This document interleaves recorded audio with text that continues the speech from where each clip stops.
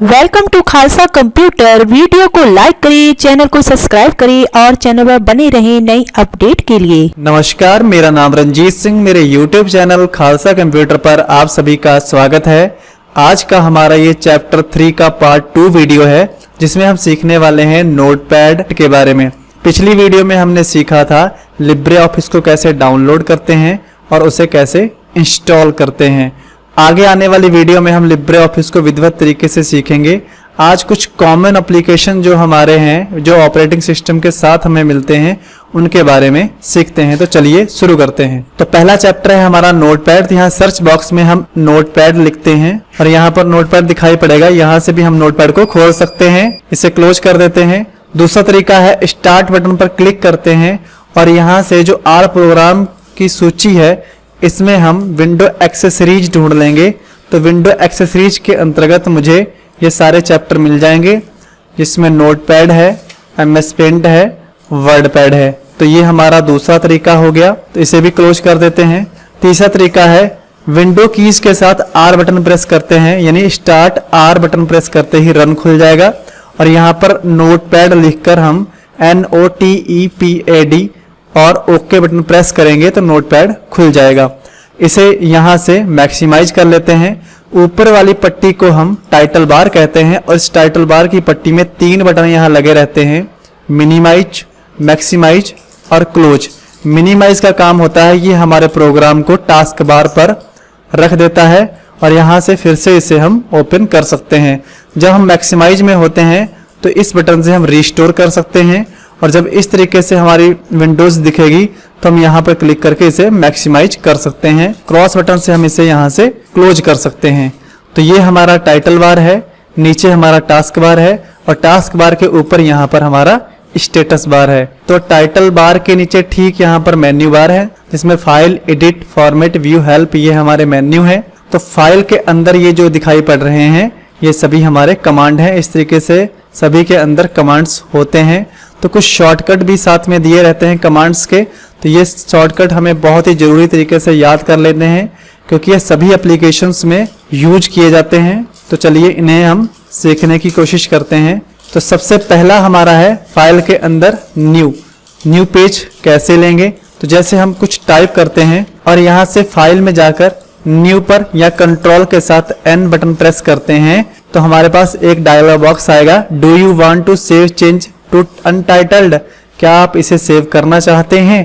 तो अगर हम सेव करना चाहते हैं तो सेव बटन पे क्लिक करेंगे और अगर बिना सेव किए ही नया पेज चाहते हैं तो डोंट सेव कर देंगे और अगर इसे हम कैंसिल करना चाहते हैं तो यहाँ से कैंसिल भी कर सकते हैं। तो हम डोंट सेव कर देते हैं तो हमें डायरेक्ट नया पेज मिल जाएगा। ठीक फाइल के आगे अगली कमांड है न्यू विंडोज, जिसका शॉर्टकट है Ctrl+Shift+N। इससे हम एक और नोटपैड की शॉर्ट विंडो खोल सकते हैं और अलग दूसरी विंडो में अपना अलग वर्क कर सकते हैं। तो यहाँ से इसे क्लोज कर देते हैं। फिर उसके बाद है हमारा ओपन। तो ओपन से जो सेव फाइल्स होती हैं, जो हमने पहले से बना रखी होती हैं, उन्हें खोलने के लिए यूज किया जाता है। तो हम अपनी लोकेशंस पे जाते हैं जहाँ पर भी हमने वो फाइल रखी होगी। तो जैसे हम डेस्कटॉप के ऊपर जाते हैं और यहाँ पर हमने डेस्कटॉप के ऊपर अपने नाम से फाइल रखी है, इसके ऊपर क्लिक करते हैं या यहाँ पर फाइल नेम भी टाइप कर सकते हैं अगर हमें पता है, और ओपन करते ही वो फाइल हमारे सामने इस तरीके से खुल जाएगी। तो ये काम ओपन का रहा, जो हमारी फाइलों को खोलने में यूज किया जाता है और इसका शॉर्टकट है Ctrl+O। फिर उसके आगे है सेव। तो जैसे हम फिर से एक न्यू फाइल लेते हैं और इस फाइल को सेव करने के लिए हमें फाइल में जाना होगा और सेव कमांड पर क्लिक करना होगा या कंट्रोल के साथ S बटन प्रेस करना होगा, जिससे हम अपने फाइल का नाम देकर उसे सेव कर सकते हैं। तो जैसे मैंने अपनी फाइल का नाम दे दिया और जहां भी हम उसका लोकेशन देना चाहते हैं, जैसे डेस्कटॉप में या डॉक्यूमेंट्स फाइल में, जहां भी रखना चाहते हैं, तो मैं डॉक्यूमेंट्स में रख दिया और सेव कर दिया। तो ये हमारी फाइल यहाँ टाइटल बार में जहाँ अनटाइटल्ड लिखा था, अब वहां पर फाइल का नेम आ चुका है। तो इसका मतलब है कि हमारी फाइल सेव हो चुकी है। जब हम आगे वर्क करते हैं तो हमें कंट्रोल के साथ S बटन प्रेस करते रहना होता है ताकि वो फाइल भी उसी के अंदर सेव होती रहे। तो मैंने Ctrl+S कर दिया है तो हमारी फाइल उसी के अंदर, ये जितना मैंने मैटर बाद में लिखा है ये भी सेव हो चुका है।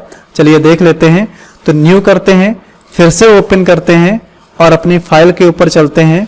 तो अपनी फाइल का नाम उसके ऊपर क्लिक करेंगे और ओपन बटन प्रेस करेंगे तो देखिए हमारा फाइल जो हमने लिखा था वो भी है और बाद में जो लिखा था और कंट्रोल एस कर दिया था वो मैटर भी यहाँ पर दिखाई पड़ रहा है। तो ये हमारा सेव का काम रहा। सेव एज का शॉर्टकट होता है control plus shift plus S. इसकी सहायता से जो फाइल हमारे पास पहले से मौजूद है उसे पहले खोल लेंगे और सेव एज की सहायता से उसे हम दोबारा दूसरे नाम से रख सकते हैं। जैसे मैं इसका नाम हटाकर यहाँ पर दूसरा नाम रख देता हूँ और सेव कर देता हूँ। तो देखिए यहाँ पर नाम फाइल का चेंज हो चुका है। अब यहाँ पर ओपन में चल के देख लेते हैं तो हमारे पास हारगुन के नाम से और जसपाल के नाम से दोनों फाइलें मौजूद हैं। तो सेव एज जो होता है वो एक फाइल की डुप्लीकेट फाइल बनाने की अनुमति देता है। तो इस फाइल में और इस फाइल में सेम ही मैटर है, हम खोलकर देख सकते हैं। फिर उसके आगे है हमारे पास पेज सेटअप कमांड। इसकी सहायता से हम जब प्रिंट करते हैं तो प्रिंट करने से पहले पेज का पेज सेटअप कर लेते हैं ताकि प्रिंट आउट सही तरीके से निकल सके। तो पेपर का जो साइज होता है वो A4 होता है, सेंचुरी पेज A4 के नाम से आता है और बाकी बहुत से पेज मार्केट में अवेलेबल हैं। तो जो पेज हम यूज करेंगे उसे यहाँ से सिलेक्शंस में ले लेंगे। तो हमने साइज A4 ले लिया।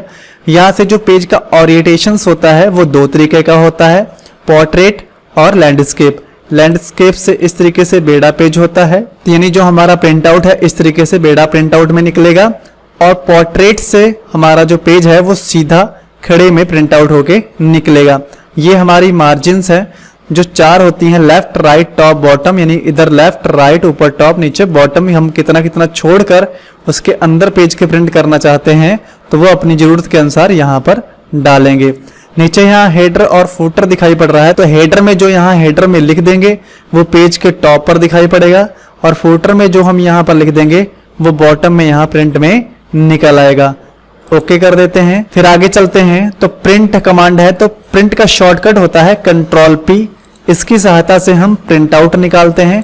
तो अपना प्रिंटर सिलेक्शंस में ले लेते हैं, जितने भी प्रिंटर्स हमारे होंगे वो यहाँ पर दिखाई पड़ेंगे। तो जिस प्रिंटर से हमें निकालना है उस प्रिंटर को सेलेक्ट कर लिया जाता है और उसके बाद आल, जितने भी पेज हमने यहाँ पर लिखे होते हैं वो आल पर टिक करने से जितनी नंबर ऑफ कॉपीज, जैसे मान लीजिए कि हमारे पास 10 पेज हैं और सभी की 2 कॉपियां निकालनी है तो आल और यहाँ पर 2 कॉपीज अप्लाई प्रिंट कर देंगे तो 10 पेजों की 2-2 कॉपी यानी 20 प्रिंट आउट निकल आएंगे।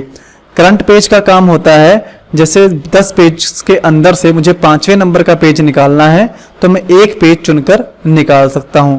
और पेजेस का काम होता है, जैसे 10 पेजों के अंदर से 5वां, 6ठा, 7वां 3 पेज निकालने हैं तो इस बॉक्स में 5 से 7 लिखकर हम वो पेज प्रिंट आउट में निकाल सकते हैं, जो आगे हम विधिवत तरीके से आगे आने वाले लिब्रे ऑफिस में सीखेंगे। तो इसे हम अप्लाई करके प्रिंट भी कर सकते हैं। फिर उसके आगे फाइल में हमारे पास है एग्जिट। एग्जिट से हम यहाँ से बिल्कुल नोटपैड से बाहर जा सकते हैं तो मैं एग्जिट नहीं करता हूँ। फिर उसके अगला मेन्यू है एडिट। एडिट के अंदर हमारे कुछ कमांड्स हैं, इन्हें हम चेक कर लेते हैं। तो जैसे हम माउस का लेफ्ट बटन इस तरीके से दबाकर ऊपर की तरफ ड्रैग करते हैं तो सेलेक्ट हो जाएगा जितना मैटर हमें सेलेक्ट करना होगा। और कट, जिसका शॉर्टकट कंट्रोल X है, जिसकी सहायता से हम कट कर सकते हैं तो मैटर कट गया। और वापस पाने के लिए मुझे अंडो यानी कंट्रोल Z करना होगा तो वो मैटर वापस आ जाएगा।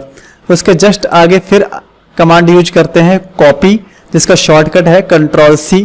तो कंट्रोल C की सहायता से हम कॉपी कर सकते हैं और यहाँ पर फिर से क्लिक करके और अपने कर्सर को वहां ले जाते हैं जहां मुझे उस मैटर को रखना है। तो मैं एडिट में जाऊंगा, इस बार पेस्ट यूज करूंगा जिसका शॉर्टकट है कंट्रोल V। तो मैंने पेस्ट कर दिया तो देखिए सेम इसका डुप्लीकेट यहाँ मैटर आ चुका है। उसके आगे है हमारे पास डिलीट। तो डिलीट इस तरीके से हाईलाइट नहीं होगा, कट और कॉपी भी हाईलाइट नहीं होता है जब तक हम सेलेक्ट नहीं करते हैं। तो जब हम सेलेक्ट कर लेते हैं तो कंप्यूटर समझ जाता है कि आप इसे कट करवाना चाहते हैं तो कट करवा लें, कॉपी करवाना चाहते हैं तो कॉपी करवा लें, डिलीट कराना चाहते हैं तो डिलीट कर लें। तो इस तरीके से अब डिलीट और कट कॉपी सभी हाईलाइट हैं। तो मैं डिलीट करना चाहता हूं तो मैंने डिलीट कर दिया, या कीबोर्ड की सहायता से हम डेल बटन भी प्रेस कर सकते हैं और डिलीट मैटर को भी कंट्रोल Z की सहायता से या अंडो कमांड देकर वापस पा सकते हैं। तो ये हमारा डिलीट रहा।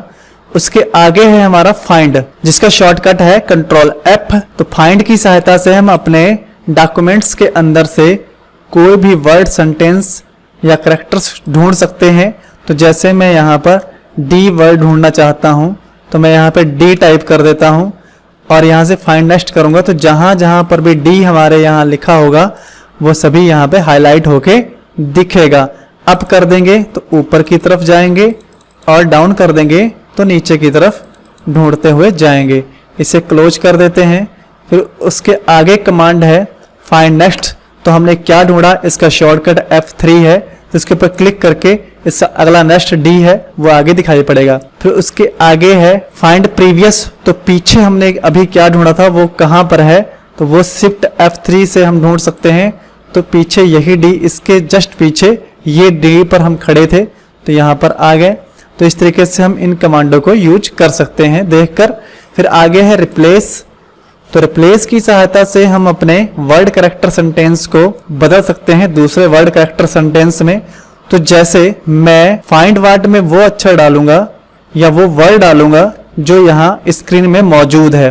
तो जैसे डी, मैं यहाँ पर डी की जगह कुछ और चाहता हूँ तो फाइंड वर्ड में डी डालूंगा क्योंकि ये मेरी स्क्रीन में मौजूद है। और डी की जगह पर जैसे मैं डॉग लिखना चाहता हूँ तो स्पेस शिफ्ट डी ओ जी और स्पेस। तो डी की जगह पे डॉग चाहता हूँ तो पहले मैं फाइंड कर सकता हूँ कि मुझे किस डी की जगह पे डॉग चाहिए। तो मैंने ढूंढ लिया, जैसे इसकी जगह पे चाहिए तो रिप्लेस कर लिया तो वो डॉग हो चुका है। फिर उसके आगे अगर मैं रिप्लेस ऑल बटन यूज करता हूँ तो इसमें कोई भी डी नहीं रहेगा, डॉग में कन्वर्ट हो जाएगा। और फिर से डॉग को डी में कन्वर्ट करना है तो फाइंड वर्ड में अब हमारे पास डॉग मौजूद है तो इसलिए मुझे अब यहाँ पर डॉग टाइप करना होगा और नीचे फिर से डी टाइप करना होगा और रिप्लेस ऑल कर देना होगा। तो जैसे पहले था ठीक सेम वैसा ही हो चुका है। अब यहाँ से हम कैंसिल कर देते हैं। फिर उसके आगे है हमारे पास गो टू।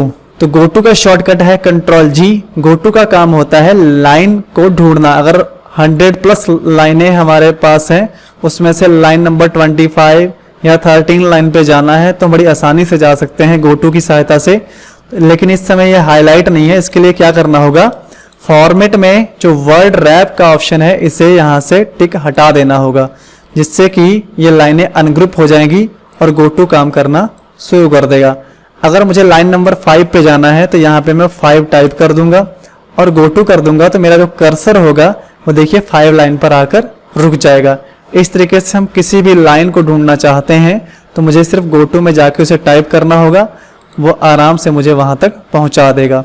अगर ये हाईलाइट नहीं हो रहा है तो आप इस टिक को जरूर हटा दीजिएगा। जैसे मैंने अब टिक लगा दिया है तो गो टू हाईलाइट नहीं है और इस टिक को हटा दिया है तो गो टू हाईलाइट हो चुका है। फिर अगला ऑप्शन है सेलेक्ट ऑल जिसका शॉर्टकट है कंट्रोल ए, जिससे हम अपने पूरे पेज के अंदर जितना भी लिखे होते हैं उसे इकट्ठा ही सेलेक्ट कर सकते हैं, जिससे हम पूरे मैटर को एक साथ कट कर सकते हैं, पूरे मैटर को एक साथ वापस ला सकते हैं, पूरे मैटर को एक साथ कॉपी करके दूसरी जगह पर कंट्रोल वी करके या ऐसे पेस्ट कर सकते हैं या डिलीट भी यूज कर सकते हैं जो हमने सेलेक्ट किया था। उसके आगे है डेट एंड टाइम जिसका शॉर्टकट है F5।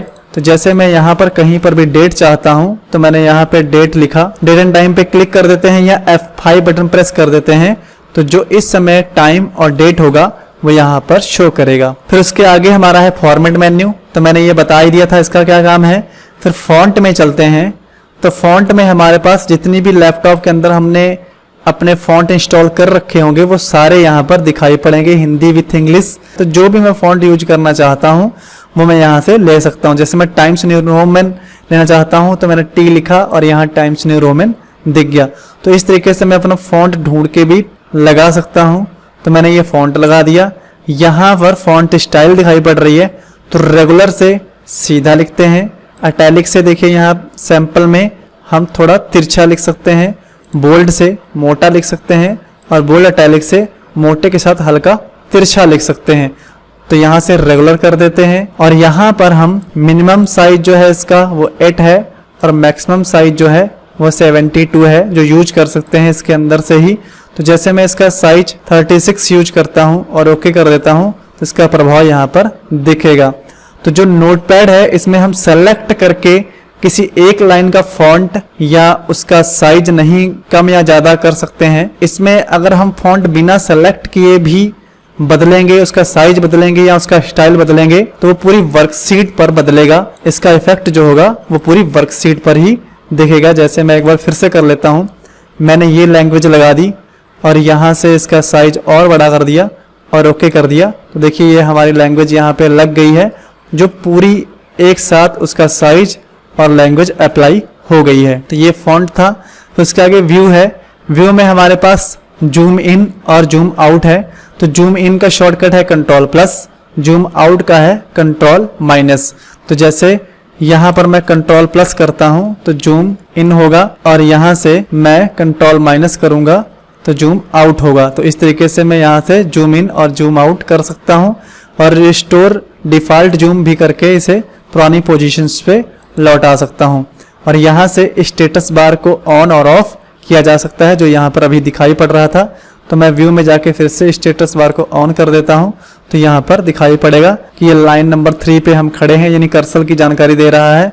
और इसमें टोटल लगभग 14 लाइनें हैं और 100% जूम पर लिखा जा रहा है। तो आज की वीडियो में हमने सीखा नोटपैड के बारे में। आगे आने वाली वीडियो में हम वर्डपैड और MS पेंट के बारे में सीखेंगे। तो मिलते हैं अगली वीडियो में, तब तक के लिए नमस्कार।